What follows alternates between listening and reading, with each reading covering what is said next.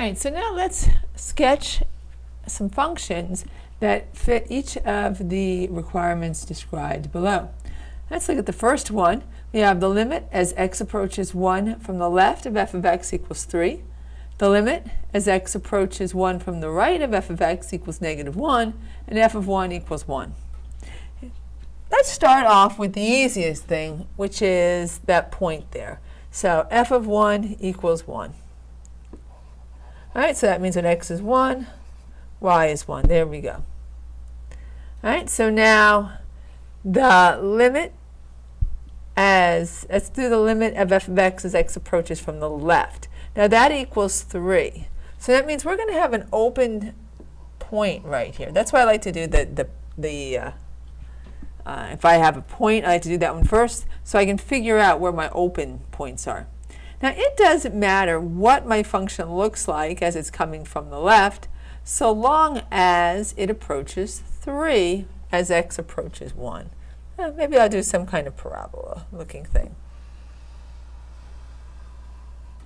There we go. All right, you can see my function is approaching 3 from the left. My function is approaching negative 1 from the right. So again, I'm going to have an open dot there at 1, negative 1. All right, and you can make this be anything you want. It could be a linear function. It could be something quadratic, something exponential. I'll also do something linear. All right, and let's put arrows because my function's going to keep going. All right, and there we go. There we have drawn a function that meets the requirements. Right, we figured out what it's approaching from the left. We figured out what it's approaching from the right. Right, we left open dots if that's not the value of the function, because the value of the function at 1 is 1. And there we go. That's all there is to it. Right? Not too difficult. Right? Just start off with what you think is the easiest. All right, so here I have, let's read through everything. All right, the limit of f of x as x approaches 2 from the left is negative infinity. The limit as x approaches 2 from the right of f of x is positive infinity. All right, so if we're approaching infinity or negative infinity or positive infinity as x approaches a constant, that means we have a vertical asymptote there. F of 2 is undefined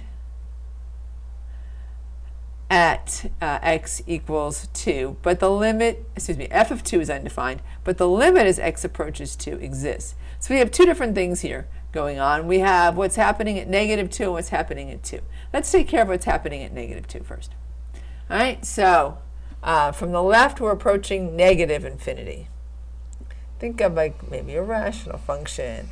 All right, it's approaching negative infinity as x approaches negative 2 from the left. It's approaching positive infinity as x approaches 2 from the right. All right, so I'm going to take care of one thing. All right, so we're going to be approaching infinity from the right here, but as I'm drawing my function, I need to make sure of one thing, that f of 2 doesn't exist. All right, so from the right, I'm approaching, oops, I kind of overshot that.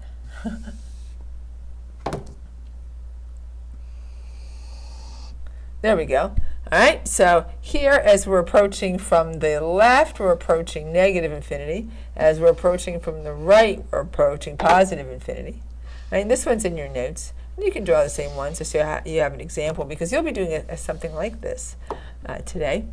All right, and now let's make sure we met our other requirement. F of 2 is undefined, but the limit as x approaches 2 exists. All right, notice I left an open dot. Since I was drawing the function anyway, right, I left an open dot, and I suppose I can put arrows here. I left an open dot at x equals 2, but notice that I'm approaching the same value from the left and the right hand side. And it was kind of easier if I just took care of that all at once, as we were drawing the function approaching negative 2 from the left. And that's all, from the right. And that's all there is to it. Right? So go through your requirements, all right, and then pick the easiest thing to start with, and then once you finish, make sure all of your requirements are still met, right? That you didn't accidentally, nullify one of your requirements when you were trying to to meet one of the other requirements. All right, let's look at the last example. In exercise 11, does the limit as x approaches 1 of f of x exist? Explain why or why not. All right, so notice that the limit from the left approaches 3. The limit from the right approaches -1 as x approaches 1. So since the limit as x approaches 1 from the left of f of x does not equal the limit as x approaches 1 from the right of f of x, the limit as x approaches 1 of f of x does not exist. All right, we'll abbreviate. All right, here we have a jump discontinuity on number 11, and so that limit does not exist. So this one is an example of a jump discontinuity.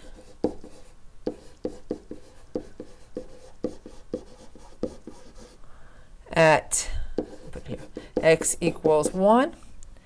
Here we have an infinite discontinuity. And we'll learn more about discontinuities and continuity in a later lesson.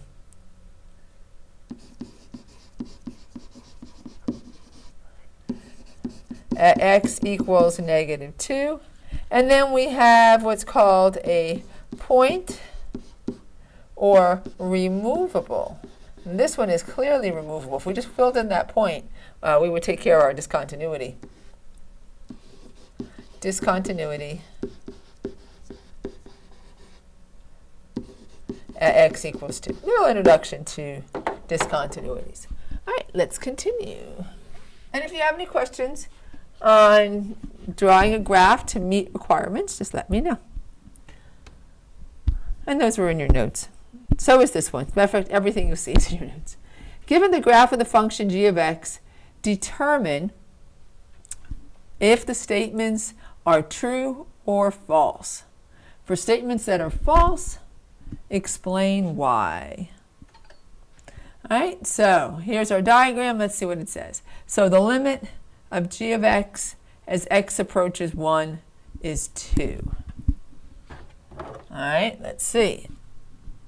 All right, so as x approaches 1. All right, well, as we approach from the left, it's 2. But as we approach from the right, it's only 1. All right, so this is a false. Since the limit as x approaches 1 from the left, yeah, I'll do this one, does not equal the limit as x approaches 1 from the right, the limit as x approaches 1 does not exist. And then we'll add only the limit as x approaches 1 from the left. Oh, I forgot to put f of x in, or g of x in there, equals 2. Let's fix that. Got to have a limit of a function.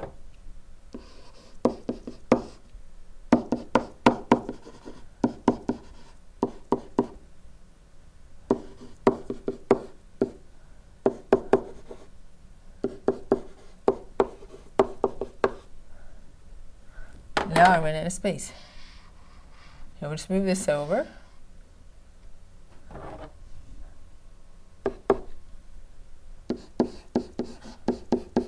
There we go. All right, so since the limit as x approaches 1 from the left of g of x does not approach the limit of g of x as x approaches 1 from the right, the limit of g of x as x approaches 1 does not exist. Only the limit as x approaches 1 from the left of g of x equals 2, not the other one.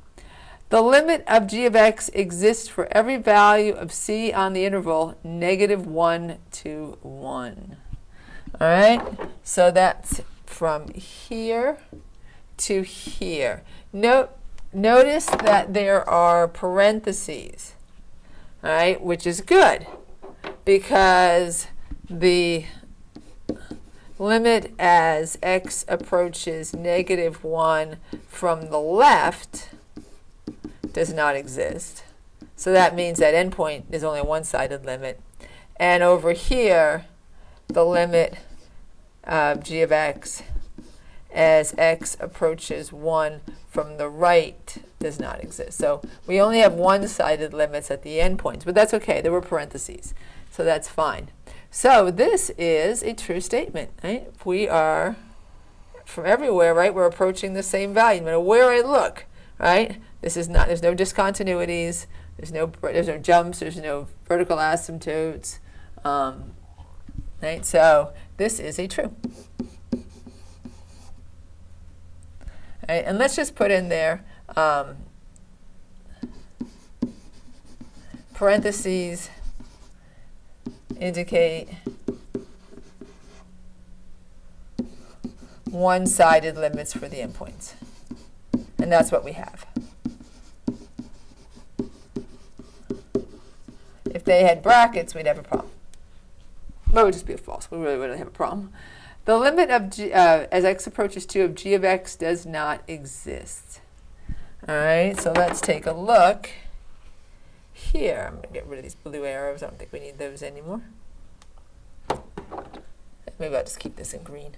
Looks pretty. All right, let's take a look. All right, so as we're approaching 2 from the left, we're approaching 1. As we approach 2 from the right, we're approaching 1. So this is a false. The limit of g of x as x approaches 2 from the left equals the limit of g of x as x approaches 2 from the right. This is a symbol for therefore. Therefore, the limit of g of x as x approaches 2 exists and equals 1.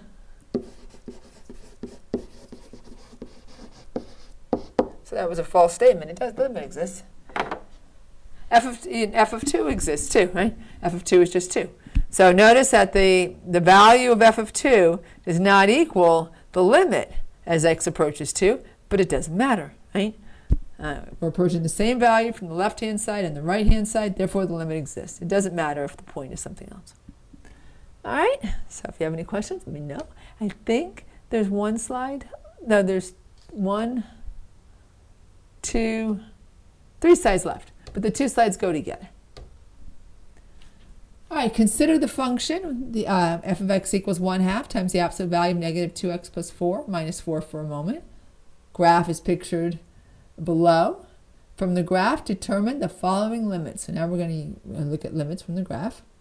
All right, so we have find f of a using the equation, and then we'll find the limit from using the graph. All right, so we'll just plug in. All right, 0. So f of 0 is 1/2 times the absolute value of negative 2 times 0 plus 4. I can squeeze this in here. Minus 4. All right, well, that's going to be, so in the absolute value, we just have 1/2 times the absolute value of 4, which is 4 minus 4. So that's going to be negative 2. Right? The limit as x approaches 0. All right, so if we look from the left-hand side and we look from the right-hand side, all right, we have that the limit as x approaches 0 of f of x is negative 2.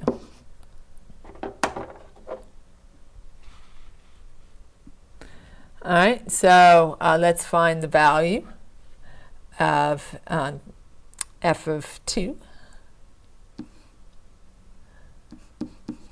So we have 1/2 times the absolute value, negative 2 times 2 plus 4 minus 4. So we need absolute value bars in there. All right, so that's going to be negative 4 plus 4. That's going to be 0. The only thing we have left is a negative 4. If we look on our graph as we approach 2 from the left-hand side and from the right-hand side, we see that the limit of f of x as x approaches 2 is -4. Let's do the last one. All right. Well, thanks for giving Miss 10. Well, we are not going to find it from the graph unless we extend the graph. All right, so f of 10 is 1/2 times absolute value, -2 times 10 plus 4 minus 4. All right, so that's going to be -20 plus 4, that's -16. Wait, excuse me. Yes, -16. And the absolute value of -16 is 16. Half of 16 is, wait, I just lose track. Yeah, is 8. And okay, 8 minus 4 is 4. There we go. Sorry about that. I'm thinking what the answer is at the end, and I'm losing track of my steps in the middle there. So half of 16, because in this right here, this would be 16, right? Well, -16. But the absolute value to make it positive, half of 16 is 8, and 8 minus 4 is 4. How about the limit of f of x as x approaches 10? Well, if we continued our graph, you see that we're going up 1 each time. So here would be 7, we'd be at 2. At 8, we'd be at 1. So when x is 7, we'd be at, y would be 1. When x is 8, y would be 2. When x is 9, y would be 3. And when x is, I can't draw it in here, but I'll just squeeze it there. When x is 10, y would be 4, which is exactly what we got. All right, so just continuing the graph here. All right, we would be at 4. So when a function is defined and continuous at a value x equals a, how can the limit of f of x as x approaches a be found analytically? Well, if you notice, the value of the function and the limit are exactly the same. And that's actually going to take us to our next topic, which is finding limits algebraically, which is the same as finding them analytically. So when a function is defined and continuous,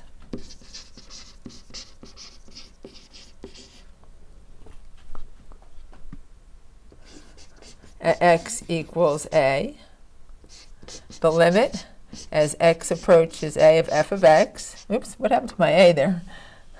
It decided to go for a walk.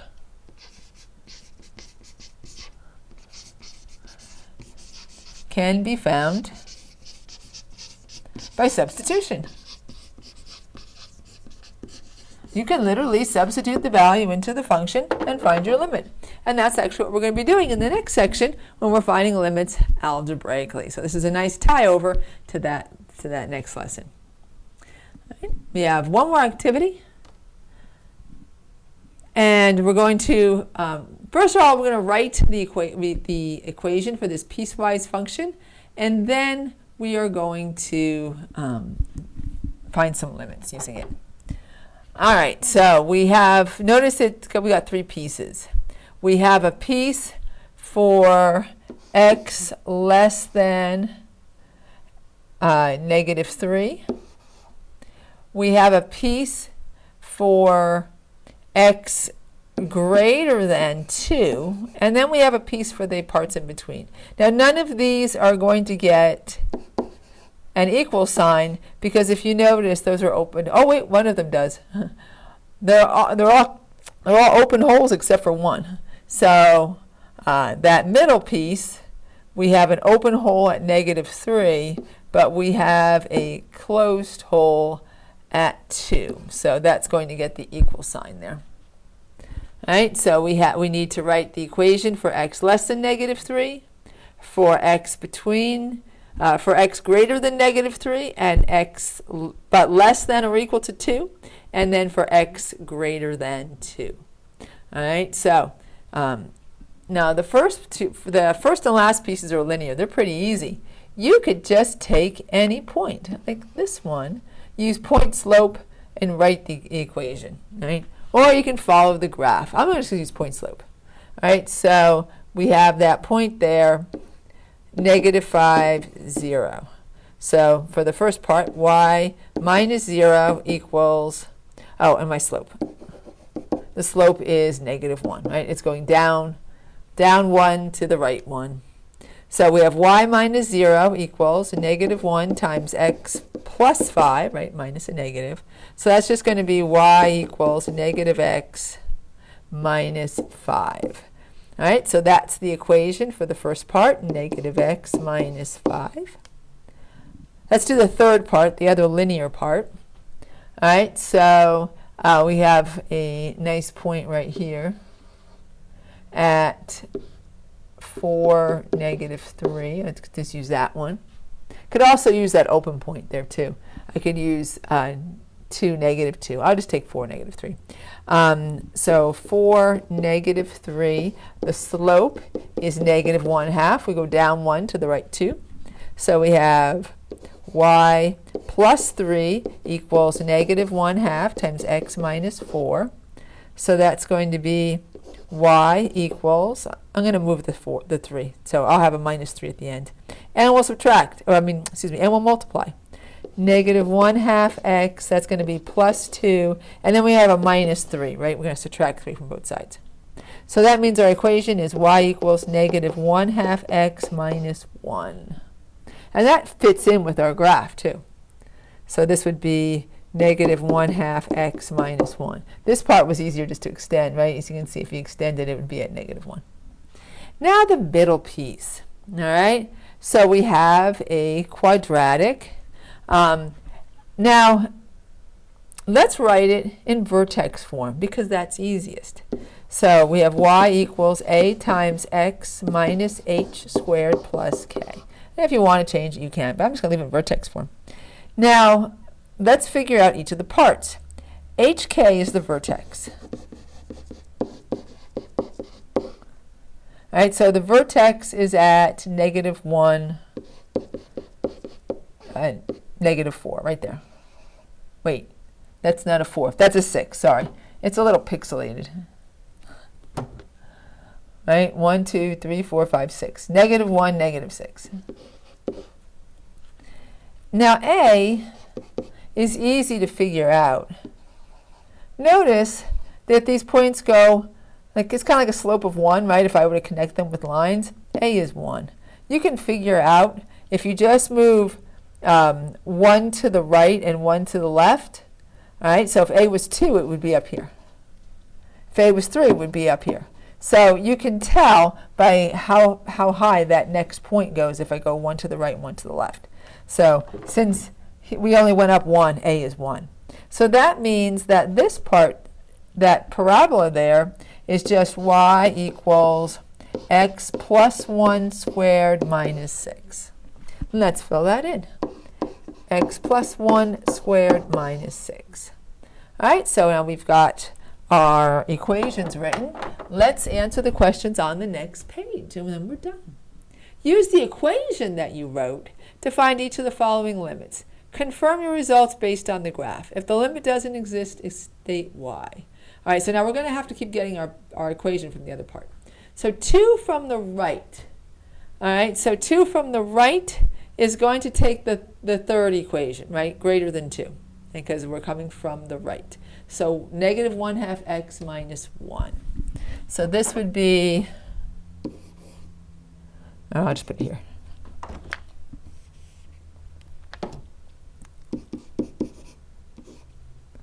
Um, 2 minus 1. So that's going to be negative 1 minus 1. That's going to be negative 2. Let's see if that's what we got. All right, so when x was 2, we got, from the right, we got negative 2. Is that what we got here? Yes, all right, it matches. So right here, as we're coming from the right, we got negative 2, right? So that limit exists. All right, let's find the next one. The limit of f of x as x approaches 2. Well, now we know that the limit of f of x as x approaches 2 from the right, that was negative 2. But what's the limit as x approaches 2 from the left? All right, well, we can plug it in or use our graph, but either way, that is approaching 3. And if we plugged it in, we would have, I'll just do it right over here, we would have 3 plus 1 squared minus 6. So that would be, wait, did I put the right value in? Oh, wait, no, I did not put the right value in because that was 2. It was 2, right? Yes. So 2 plus 1 squared minus 6. All right, that would give us 3 squared, 9, minus 6, that would be 3. So we get the same thing algebraically. Maybe we'll just move this over. Yep. Oh, okay. Come on.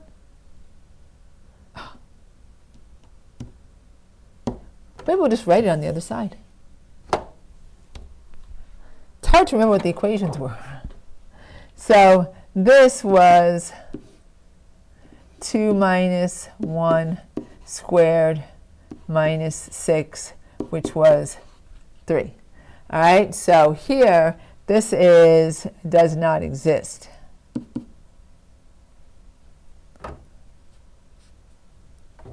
Let's move this down a little bit.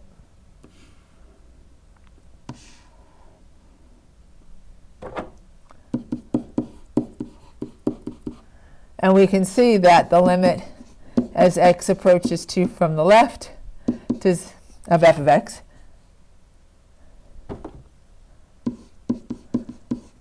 does not match the limit as x approaches 2 from the right. Right, they are not the same. All right, let's find negative 3 from the left. All right, so negative 3 from the left is going to use the negative x minus 5. So it's less than. All right, so this is going to be negative 3 minus 5. So that's going to be a positive 3 minus 5 equals negative 2. Let's see if that's what we got as x approaches negative 3. Yes, right, we got a negative 2 as we're coming from the left. All right, let's look at the next one. Now let's find it from the right. All right, so from the right, we're going to plug it into the x plus 1 squared minus 6. So that is negative 3 plus 1 squared minus 6. So that would be negative 2 squared, which is 4. 4 minus 6 is negative 2. All right, so, and they didn't ask us on this one, but this one, this time the limit does exist, right? So they didn't ask us, but we'll just add it. So the limit as x approaches negative 3 of f of x, that equals, negative 2. That one exists. All right, let's find the limit of f of x as x approaches negative 7. All right, that's less than negative 3, so that's going to be the,